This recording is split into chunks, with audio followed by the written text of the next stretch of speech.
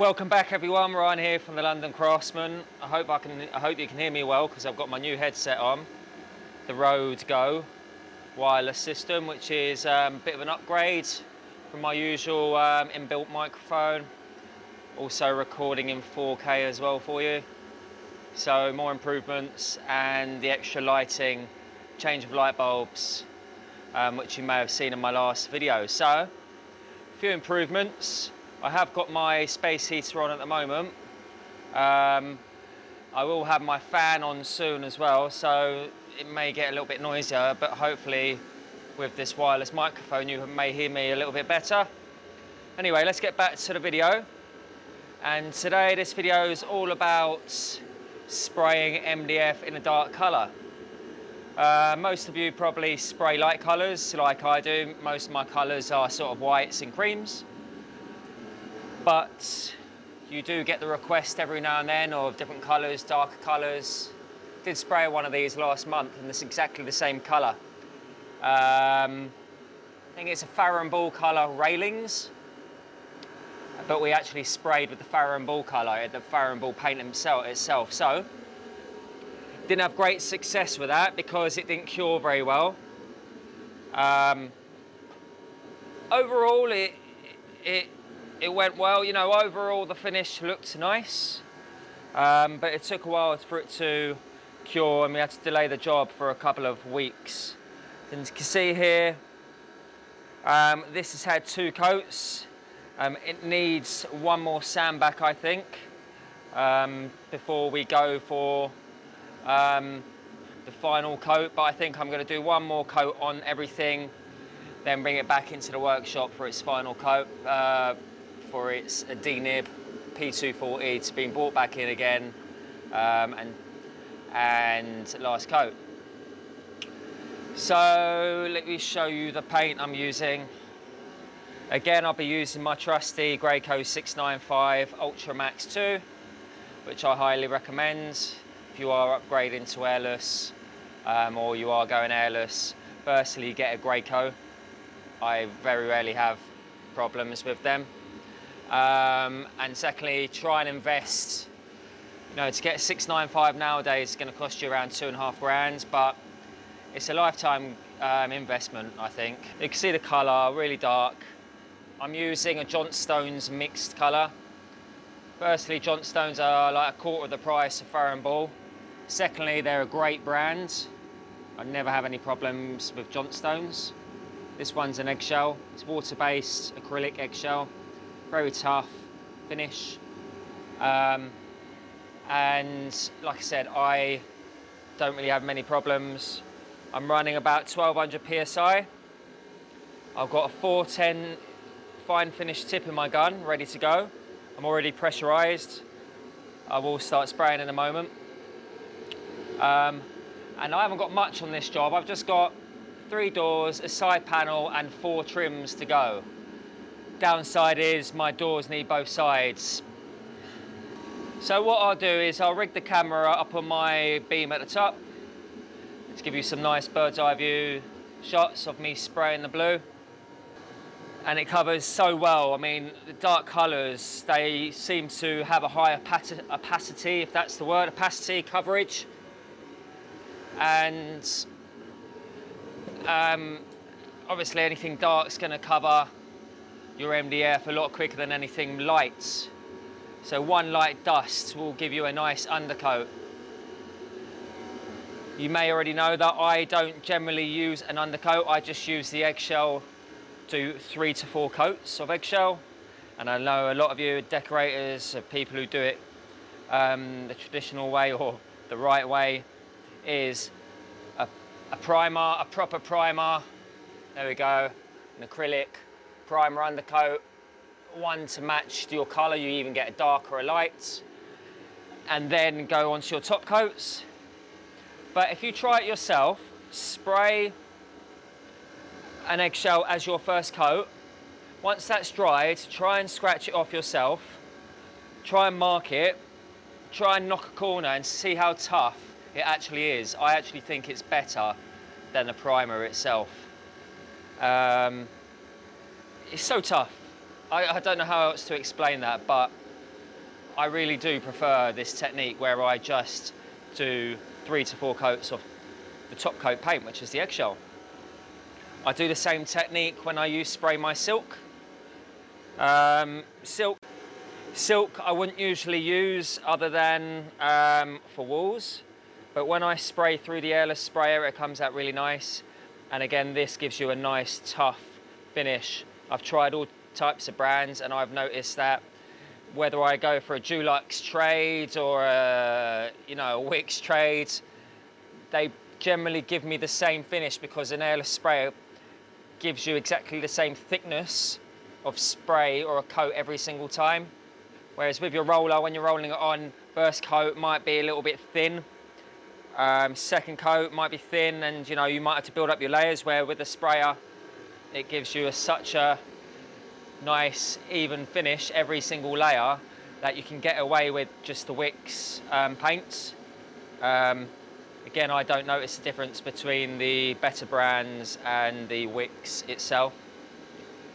So I use that for, let's just say, budget wardrobes. People who want to spend a little bit less on their finishing. But most of the time I'll use eggshells. And eggshells, you can see I've got my whites over here. Okay, so let me just show you how much a 5-litre tin will cover or will go, how far it will stretch, because they are quite expensive. So it'll help you weigh up your options. So here we go, we've got a little, I wouldn't say little, there we go.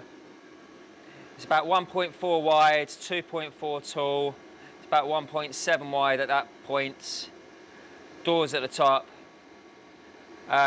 It's got backings on as well. And these are all the pieces here ready to be sprayed.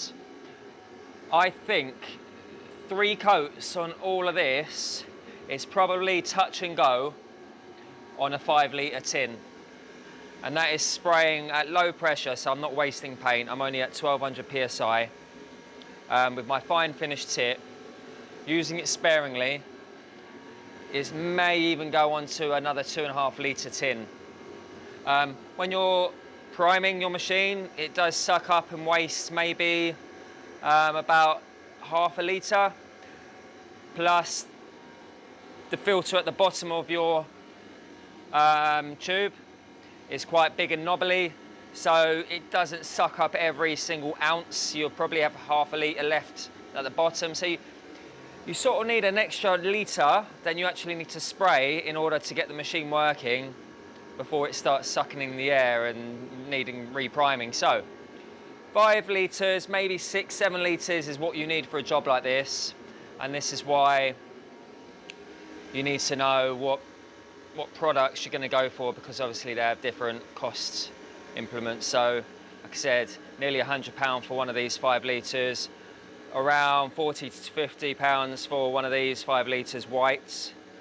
And if you're going for white and you just want a budget finish, but still not a million miles away from the white Eggshell, there isn't a lot of difference that I can tell, is the silk, which is ridiculous price at £15 or £20 for 15 litres. So that's literally nothing. One of those tubs will do that twice over for 15 quid. So basically one of these jobs is going to cost me a tenner in paint. All right? So that's one way of thinking about it. All right, let's get back on track.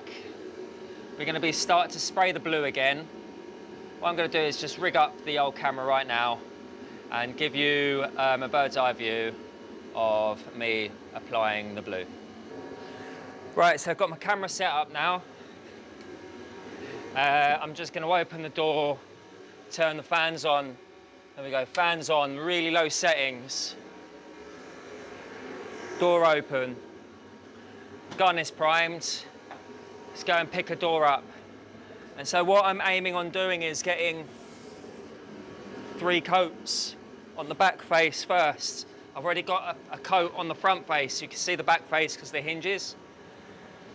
So I'm going to get one more coat on that.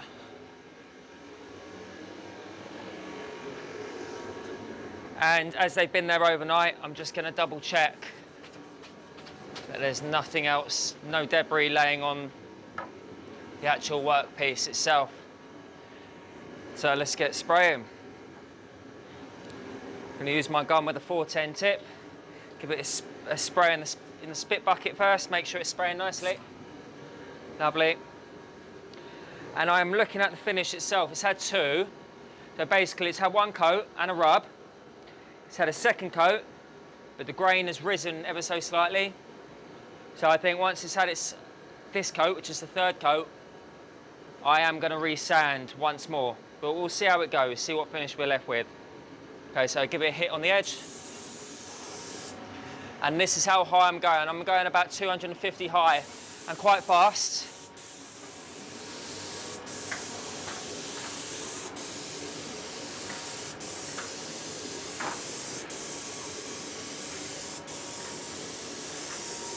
And as you can probably hear, I've got the fan going and I've got the heater going. I've had the heater going for a good 10 minutes now, at least. And as I pick this piece up, it's nice and warm, which is a good thing because it just means that if the MDF is warm itself through to the core, it's going to dry a lot quicker. The quicker your workpiece dries, the less likely that you're going to get the grain raising. I know it's stuff I've probably said over and over again in my last videos, but it's stuff you need to know, that a heater is definitely what you need. What does it look like from the top? Bird's eye view as I'm spraying. One. I always give the edge a hit.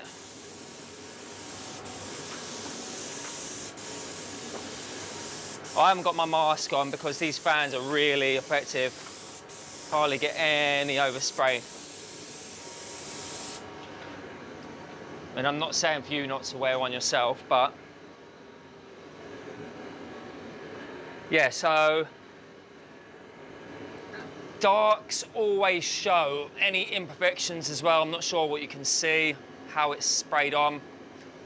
I'm not the biggest fan in the world of spraying darks because they always throw up a problem here and there.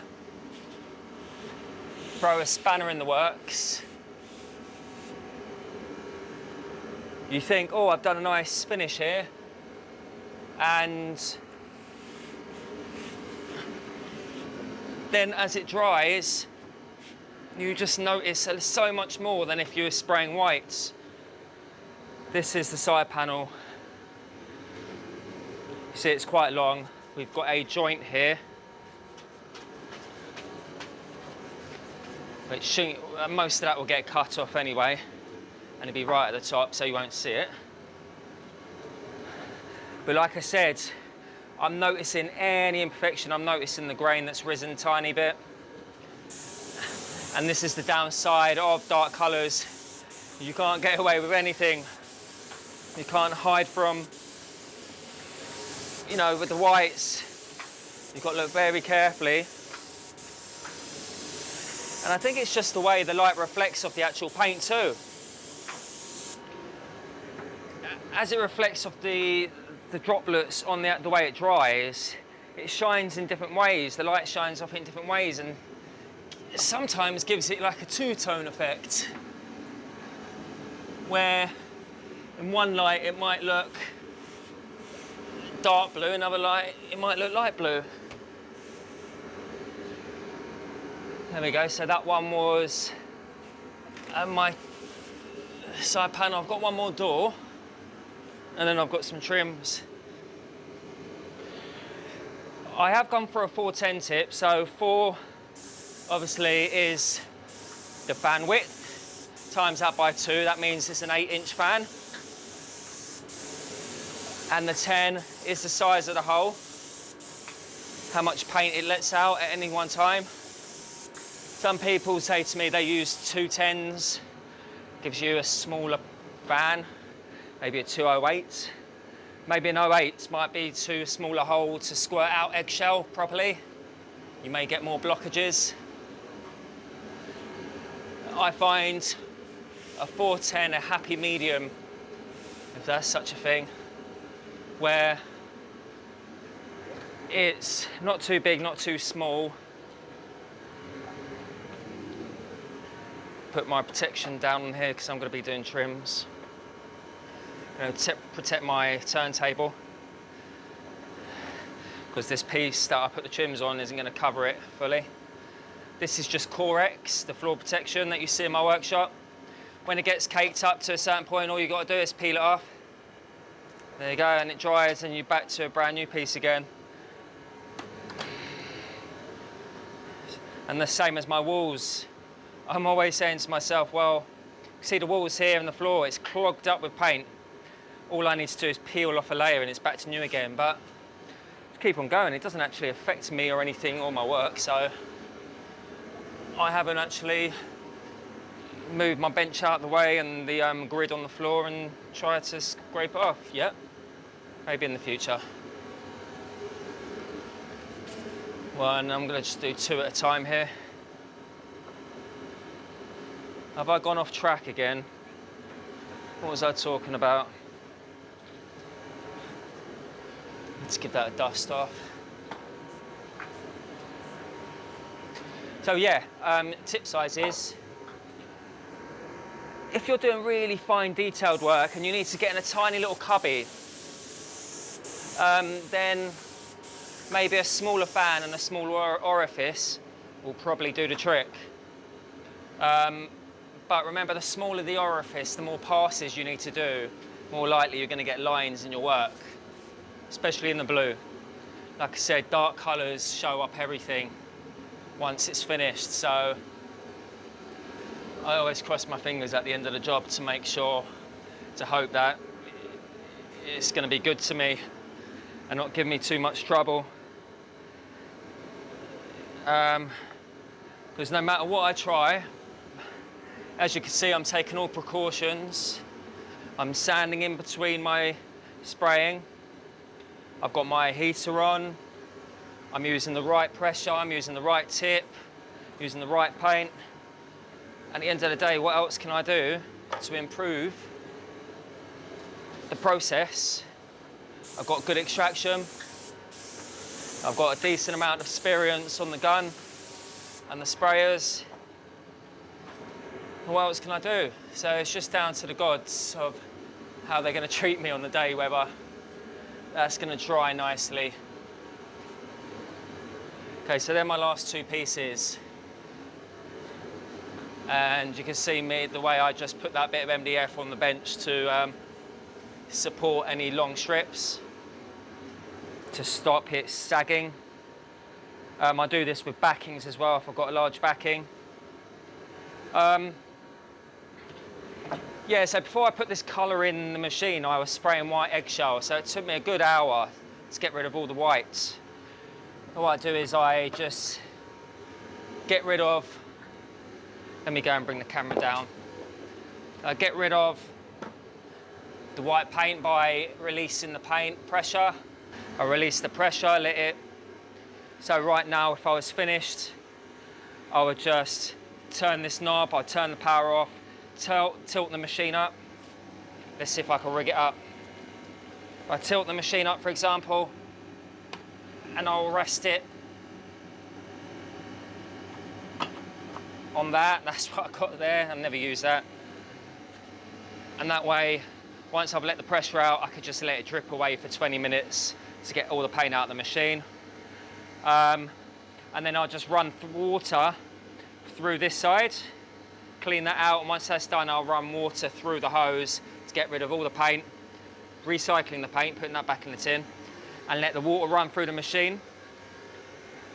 I'll use a bit of 3-in-1 oil on my pump piston every single day before I use it and before cleaning. And then once I've just run the water through and it's coming out, it's relatively decent, it'll still be the colour of your paint, especially a dark.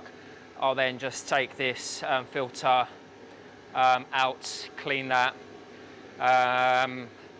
take this off, I'll unscrew this, clean this out. The filter in the gun, I'll strip back, take it to the hose outside, Remember not to wash any of your gear in a drain. I do mine in a bucket, and then I will just discard that dirty water in buckets. So don't put anything down the drain because it will clog it up.